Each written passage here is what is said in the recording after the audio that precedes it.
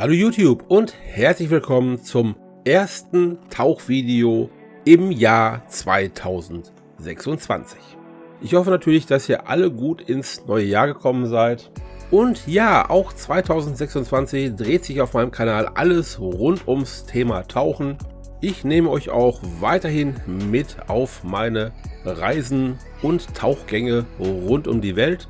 Und nachdem wir an diesem Tauchtag schon zwei sehr schöne Tauchgänge am Tauchspot Melasti hatten, ging es dann abends nochmal zu einem Nachttauchgang ans Wrack der USAT Liberty.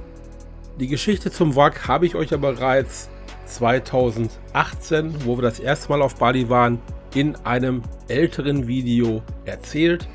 Aber da es auch nochmal zu einem Tauchgang bei Tag hier ans Wrack geht, werde ich euch da nochmal die Geschichte zu erzählen. Nachttauchgänge am Wrack der Liberty sind sehr beliebt und auch sehr stark frequentiert, aber an diesem Abend hatten wir sehr viel Glück und es waren nicht allzu viele Taucher im Wrack, denn ansonsten mutiert das Ganze schon zu einem Tagtauchgang. Zu moderieren gab es jetzt hier nicht wirklich viel, melde mich dann wie gewohnt nochmal zum Ende. Bis dahin genießt das Video und die nächtliche Atmosphäre hier im Wrack. Dabei wünsche ich euch jetzt viel Spaß.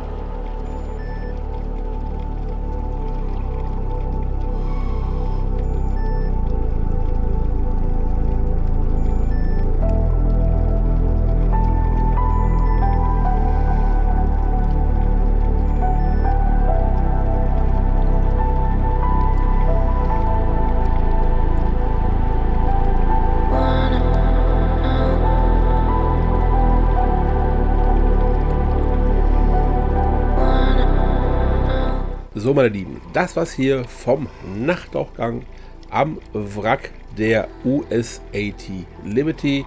Und wie schon am Anfang erwähnt, hatten wir mächtig Glück, dass nicht viele Taucher im Wrack waren und das Ganze doch ein richtiger Nachttauchgang war.